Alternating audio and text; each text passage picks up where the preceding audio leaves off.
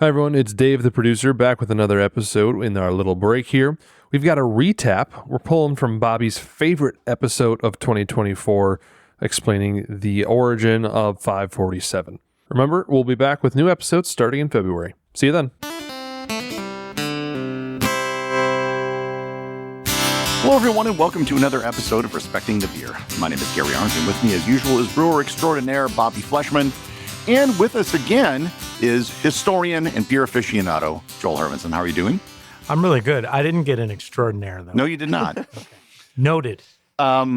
This episode, we're going to do something a little different. We just want to focus on one product that you guys make. It's a beer called 547. It is a West Coast double IPA, and I'm going to leave it at that. And I want Bobby to explain where the origin of this beer came from. I don't think having a West Coast double IPA is in and of itself a big thing. I'm sure a lot of breweries have something similar to that. But what was the genesis of this particular beer? I used to spend a lot of time in San Francisco when I was an astrophysicist. There were a lot of meetings out there. And I found my way to this bar called the Tornado, whose address was 547 Haight Street. And I was also homebrewing, I think. This is something like 20 years ago. And I went in there and I naively asked for the best West Coast IPA. And if you've been there, you know the service is very unique to the Tornado. And they didn't even give me the time of day or have any dialogue exchanges, threw a beer across the bar at me. I drank it and I said, "What was that?" And it was a beer called Pliny the Elder by Russian River Brewing Company. And that was one of those moments that just changed my life. I'm like, this is not anything like anything I've ever had. And I went on to, brew that at home and investigate more who Russian River was. They weren't actually nationally known at this point, or they were barely. Yeah. Explain what a West Coast IPA Yeah, is. West Coast Americans tend to take it to 11, and this was taking it to 12 because this was an IPA that was well hopped, extremely late hopped. And what I mean by late hopped is put in the boil at the end or post fermentation or whatever. So you're keeping all the green, terpene, grassy, all those flavors in there. It was a style that was really came about when Vinny Trilorzo of Russian River opened the Blind Pig in San Diego. He started making these styles, and it just changed the face of beer. It made America have its own style. And fast forward, and he opens Russian River in Northern California. His number one client was a Tornado. So if ever he had one keg of something, they would get it. They had dibs on everything. And they never, ever run out of Pliny the Elder at the Tornado. That will never happen. It's their number one seller out there, and it's like $5 a pint. In San Francisco numbers, that's like $1. And yeah, I don't want to flood them. They're already busy enough, but make your way out there if you haven't been. So, I got into home brewing. I was into it, but I was more into it for this reason and others. All these different experiences I had, and digging into how to make hoppy beers led me to grow hops in my backyard. And we started making some fantastic, seasonal harvest ales. And I was taking the cues from what they were doing.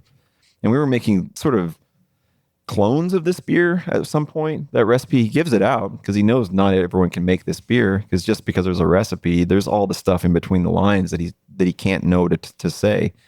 But he gave the recipe out, so we were brewing it. And man, was I getting a lot of recognition for someone else's beer. This was really good stuff. And my version was a little different, but it was just so good. And then I decided, when we opened this, fast forward several years, Allison and I actually were in the Tornado, and I think maybe we were brainstorming the brewery even then. It was like 2010 or something. I looked over her shoulder and I saw the half door of the Tornado open. They always have the half door open because there's only one weather in San Francisco, so the door's always open. And it said 547. I took a picture of her, and that picture is on the wall downstairs. And I said, if we ever open a brewery, and I was leaning that way at that time anyway, if we open a brewery, we're going to make a double IPA, and we're going to call it 547 for all the reasons. And so when it came time to open the brewery and I was developing recipes for it, I knew I couldn't just make Pliny the Elder. That was, this is an homage. This isn't a copy. So I sat down and I knew what was in it, but I try not to think about it. And I think this is how musicians may or may not approach a song. But I decided to be in that headspace, but not listen to it, to make that metaphor. And what came out was this beer. And I threw in a couple of hops that he didn't use, but most of the hops are the same ones, but they're put in different orders. And in a way, it's like being in the same key. And that's been a theme for a lot of beers I've been doing lately. But using the same notes, different ways. And this beer wasn't on brand, but it was on brand for me. So we built McFleshman's to be an English ale and a German lager brewery. But I am a West Coast beer fan, and I knew we were going to make a California Common, and I knew we were going to make, at that time I didn't know about a Brut, but we did make a Brut, and we did really well with that. And I knew we were going to make this double IPA, and eventually we would make pale ales and other lower strength IPAs. So we knew this was going to be a third leg of our chair. We would have 3 legs that hold up the brand of McFleshman's. It would be West Coast styles, and then those other European styles. We kind of we put it out there as our number, maybe the 7th or 8th beer we released when we first opened. And it got a warm reception, but I think they were a little confused by it because they were coming for hand pumps. They were coming for German lagers, and then the crowd was Wisconsin, right? They're not California. And a beer that big in hops 10 years ago, and at the time we opened, that was 7 years ago, they still weren't ready for it, I don't think. And it's been kind of a slow build. And I think now it's about time I give the mic over because we had to get an ambassador in here. All right. So yeah. So that's how the beer came about. Yeah. How did you discover it? And what's your background with respect? Because you are, how shall I say, a West Coast IPA aficionado. I am. Yeah, that's my favorite style of beer. And when did you first? So did you have Piney the Elder before a 547, or which came first? So my origin story with the and if we're going to be correct too, the beer industry refers to it as Pliny the Elder. It's actually Pliny. Yeah, exactly. We know we're saying it wrong, but that's how the right. That's being done on purpose. But I was out in San Francisco in 2015. I was taking a class at Stanford that summer.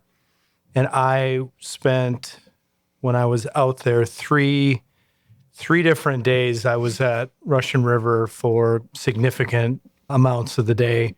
And I like you, it was just like, what is happening right now?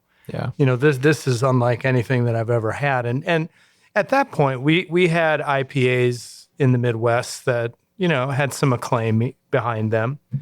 Bell's Two-Hearted Ale was around at that point. But this was, something totally different. While in San Francisco in 2015, as the resident deadhead here as well, I was in front of Jerry Garcia's old house on Haight and Ashbury, which is just a very short walk from Toronado. And we went to Toronado. I was there at Toronado for a couple of days as well. And it's the most diverse, incredible place. Again, not to flood them with business, but if you get a chance, head over there. And I had it there again. There was no disruption in the quality. Perfect glassware, perfect beer. Yeah. And so I had a long experience with that before I got here. I first had 547. I think it was just pre-COVID in 2019. And I had that kind of that same epiphany moment where it's like, wow, what I'm drinking right now is extraordinary. And you mentioned that it's an homage, but it's very, very different actually. It is. We've done the blind tastings now, and it's not even close to blind. I mean, right. It's not even close. They're very different. Explain. I was actually going to ask you about this. You've done blind tastings between 547 and Piney the Elder. Yeah. Well, how did this come about, and what were the results? That was my fault or idea. I had managed to get a bottle of Elder, and we decided, well, we're gonna put it up against 547. We had done it once before with another bottle that I had secured, But the second time we did it, I think we were a little bit more scientific with it because we wanted to make sure that the Pliny the Elder that we had was bottled at a point that was similar to the 547. Yeah. So we didn't just pull from the tap line.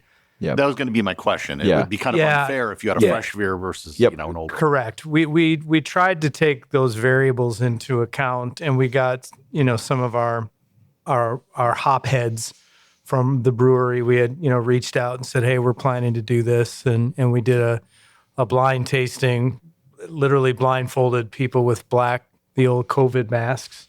Yeah, we had those, and I mean, the results were very, very clear. The 547, and if you've ever come into the brewery, I have a tendency to talk it up quite a bit because I just think it's exceptional. And I think the test data that we had that day kind of supported that. The best data is it sells top in our volume and in our revenue in the tap room. And this is not a cheap beer to make or to buy. And that says a lot. People are voting with their dollar. It can't always be Joel behind the bar. All right. So let's talk about that. So you're a fan of the beer. I am. You also work here. I do. Selling beer. And you've developed over time, how should I put it? A cult. You're a big promoter of the 547. So much so that when people come in, you will almost always recommend it. Whether or not I always say don't pause because you'll end up with a 547 in front of Joel. But this has kind of evolved into a thing, which is why we're kind of doing an episode just on this beer. The story behind it's interesting, but it's also kind of how this sort of local inside the building cult or mythology developed around it. And explain that, because I think a lot of that has to do with you. Thank you. Well, number one, I'm a local guy. I mean, I'm from Appleton, and I know a huge number of people in town. So when people come in, I usually have a level of comfort with who's ever here, and I can, and I'm going to say this, I can be myself and just, put my opinions out there and say that, hey, if you're here, you're probably interested in what I think is the best beer in the state.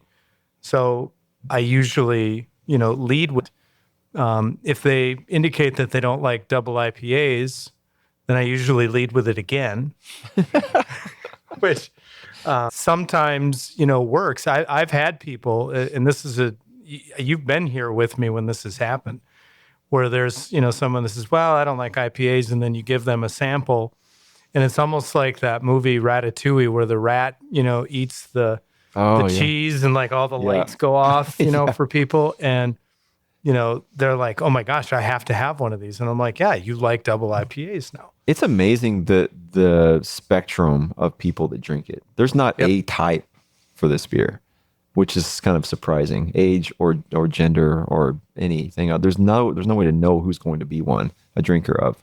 Right. And I have a pretty big personality. So when people come in, I try to incorporate that into their experience. Because when you come in here, it should be an experience. And if you've not, been here, we're up in the Prohibition Room right now, which is just a stunning room. The entire McFleshman's brewery visit should be an experience. And I mean, the way that the building is structured, the way that the beer garden is structured, it's an experience. And I think 547 is a part of that. Are you going to talk about the Bell, or can I? First of all, I was going to ask, what's the best soundtrack? What's the best soundtrack? Oh, 100, yeah, 100%. With 547. We actually, on my, we have a San Francisco playlist that we like to tap into. And we played this during 547 Day last year, and I sprinkle it in periodically. Which you're in charge of the playlist this year if you want to do it again. Yes, it'll be done. Okay, so We got two subjects now. Yeah. So 547 Day. What is 547 Day and how did that come about? So the math behind it, I'm going to attribute to the math guy, but It landed on a good date. Right, it did. I'm always of the opinion that we need to have, we have Stout Week. We have Oktoberfest, which Lagerfest. Mm-hmm. I mean, we have all of these, fests and celebratory days that highlight a beer, but we needed a 547 Day. So you chose a unique day. It works out to be May 47th, June 16th, if May had that many days. And people, they think it's a typo and they scratch their head. They get it. They like it. It landed on a Saturday last year. It was the first year to do it. And this year it's not going to, so we'll move it around a little bit. It's going to actually be June 21st this year, but we'll still call it 547 Day. It also is the same weekend that we have our anniversary. So we'll always book in those together. It'll always be 547 on Friday, and then it'll be about our birthday the next day. But yeah, it was a success. We thought, is this going to be a big deal on a Friday? And it was an enormous day on a Friday. I think people all called it in. It was great. We did tie-dyed shirts. Oh, yeah. You know, we had the themed music and, you know, obviously when we're getting a band this year, it's going to be a whole thing. Yeah. When you look at the label of the beer, because you had mentioned that earlier, the label of the beer really kind of harkens to that Haight-Ashbury experience of the late 60s, which is kind of a unique snapshot in history. And that beer kind of, when I drink that beer and I'm listening, and I very seldom will drink a 547 when I'm not either listening to the Grateful Dead or the Jerry Garcia band.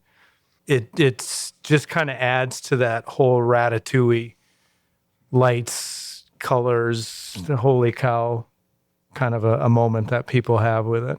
We have other ambassadors. Joel's created other ambassadors now for our brewery and that beer. Denny Wantke of Black Gold. Yep. He owns a company called Black Gold that moves. They're an environmental company. They're working with food industry and stuff. But his company name, I think, is the name of Central Waters. One of their big releases, Black Gold. Long story short, he goes around the state saying now that 547 is an important product, and he's driving all the time to get here. He might show up today. Yeah, hopefully he does. Yeah, we have a lot of people who are putting that out there and celebrating it, elevating it. I don't think a week goes by where I don't see somebody at the grocery store or at the Y, and they'll say, "Hey, 547 guy." And yeah, so I guess now I'm 547 guy. I suppose there are worse things to be known. I've been called a lot worse than 547 guy. So a couple months ago, however, you came up with another idea for what to do when someone orders a 547.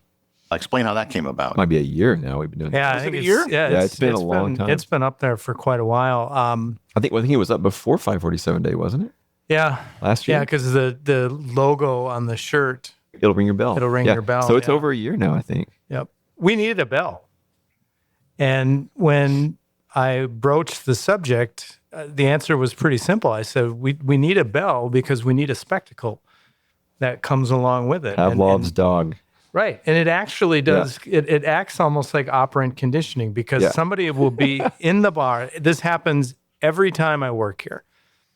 I will pour someone a 547. I will give our bell an enthusiastic ring, and invariably somebody within the next 30 to 90 seconds will wander up and say, what was the story? Why did that bell ring?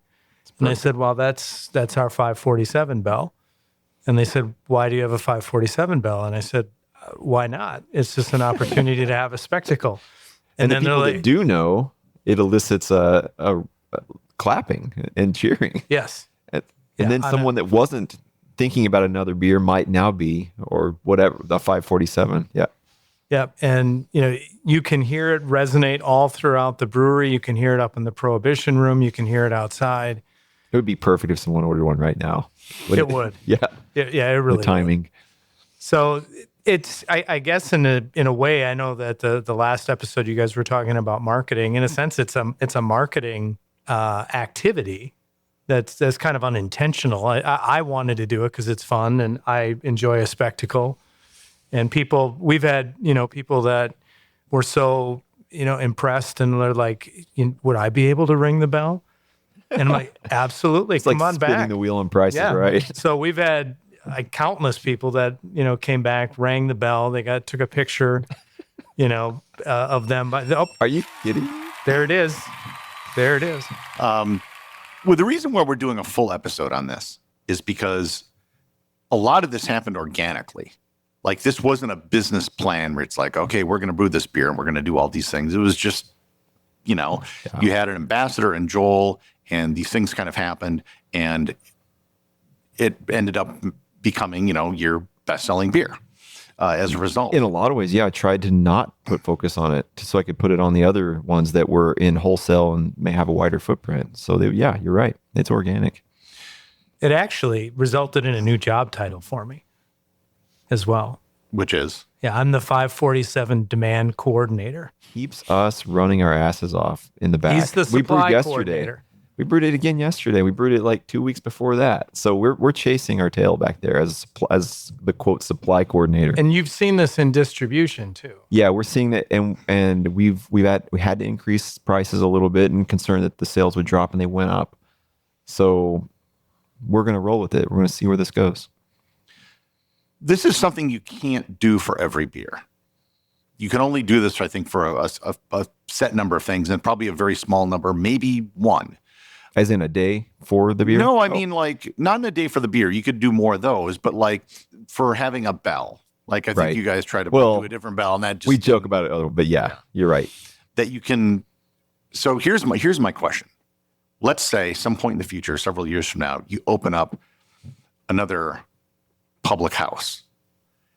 Would that public house have a 547 bell? I think so, yeah. Is this something that is a McFleshman's thing now, or is it just something that would be in this facility? I think it's a 547 thing. I think in some ways it's separate from McFleshman's. It's a parallel brand in some ways. In fact, we've been making beers under its label for a while. We have a red IPA, which has a whole story we can talk about another day, but we call it Stepchild. It's a sister of 547. It's the same likeness on the label. And then we have a new one we just made for people that want to drive home after 3. And it's Tornado, actually. So in reference to the Bart again. Which is fabulous. It's a true West Coast. So where this one's a double, this is a true West Coast. It's a little drier, a little crisp, but it smells... Anyway, it's fantastic. I'm about to have one in a minute, I think. But... that's going to have a label. So that's going to look like that it's inspired by 547. We're having a whole line of these beers come out. And I think that was a good idea because every time I come in here, Joel tries to, he's a pusher. He tries to get me to order a 547 every single time. Right. And it's not that I don't like 547. Yeah. But it's a really high alcohol content. Yeah. And, I can maybe have one of those. Yeah. 2, forget it. Yeah. Especially if I have to go home and do work or something. Yeah. So having an alternative like that, I thought was great. Yep. Is it possible? And if possible, would you consider a non-alcoholic version of it? 100%. The non-alcoholic game is heating up, and we've been working on it for probably 4 or 5 years behind the scenes. I think we're doing a good job with developing our own IP, our own NAs. But the answer is yes. And we got some names in mind. Negative 547. Oh, there you go. There you go. But yeah, we got ideas for a family pack, an IPA pack. It's going to involve Stepchild, and we have other names that will riff on that. So yes, NA IPA that's inspired by West Coast style would be a logical progression. Can I go to naming for a second? Yeah. Because I don't know if you talked about this earlier, but the amount of thought and creative energy that goes into the naming of beers. Good point. Here in particular, and I've never worked in the beer industry other than here, but it's astonishing. Yeah. You and I probably exchanged 300 different names. I know. For the new Tornado. Yeah. And we had some fabulous conversations. Gary, you were a part of those. Having a couple of the conversations about what a good name for the beer would be. It's and we both do that fun and creative. Exhausting. Yeah, it is. It's stressful because now that's the name. I mean, we have changed names before, but this one I had a lot of pressure. I don't mean to talk about another beer, but Tornado is a sibling, a kid sister of another name of 547. And we knew we had to nail it because we've been asked to make this beer for years. People have been asking for 6% West Coast for years. And like, this one's got to land. And we got to have the name. We got to go out the gate with this one. And we're working on the label now too. So yeah, that's a good side note. We didn't talk about that in the last episode, but it's part of the marketing and branding. Naming is exhausting and it takes a lot of effort. If I pull my phone out and show you where I keep all my ideas for names, it will floor you. There might be what I like, and a lot of people names don't even know it when they come in here, but there's a story behind every name. Yeah. Like I had no idea because I didn't live in this community for like 30 years. Yeah. The name of Pirates Cove. Right, which is our other flagship. From, a bar that was where your beer garden is now that burned down. Oh yeah, and everyone that lives here did at that time absolutely knows that name, and that was chosen for that reason. Well, that's one of the things that makes this place very special. Everything is intentional. The naming, the branding, the artistic license that goes into the labeling, the craftsmanship that goes into the brewing of the beer. You are never satisfied with anything. Never. And you're always, pushing all of those elements, which is one of the reasons why, you're as great as you are. Let's give Alex Schultz some credit for the labels. He does all of that. So he's not the artist, but he's the guy that brings the artist to the table. He makes it match. He works with an artist that matches where we want to go with the look and feel of a label. And then he does all the layout stuff, and that is non-trivial. That's an art in and of itself. He's also a perfectionist, he's got that artist brain, and he does so much for us on that side of the equation, for sure. I get people telling me, bring me some more posters at these bars that I deliver beer to, because people keep stealing your posters. Like, that is such a compliment. That tells you how awesome the graphics are, that people want them. Would you feel the same way about people stealing your beer? Oh, I mean, if they're just buying it from, you mean from me or from them? Yeah. No, yeah. No, a lot of your the posters I've seen, and they're not actually everywhere here. They're kind of just in your bathrooms. They're not anywhere. Yeah, except I get maybe a couple in there. They're kind of snarky. We probably should do a little more with getting them on the wall. Yeah. All right. Any last words on 547? We've devoted an entire episode to just one beer. Well, I'm glad we did. This was a great conversation. And for those of you that are listening, come on in on a Wednesday night. Wednesday night is kind of the unofficial 547 night. And we have a wonderful time in here. And when Wednesday. I sell beer out in the wild, I'm delivering beer all over the place. I will tell people, come on the weekend. Of course, that's going to be fun, or Mile of Music. But if you really want to experience this tap room, come on a Wednesday night. It absolutely will make the best impression. All right. Well, that wraps up another episode of Respecting the Beer. Thank you for listening, and make sure to subscribe to the show and check out our Facebook group, Patreon page to receive updates about future episodes.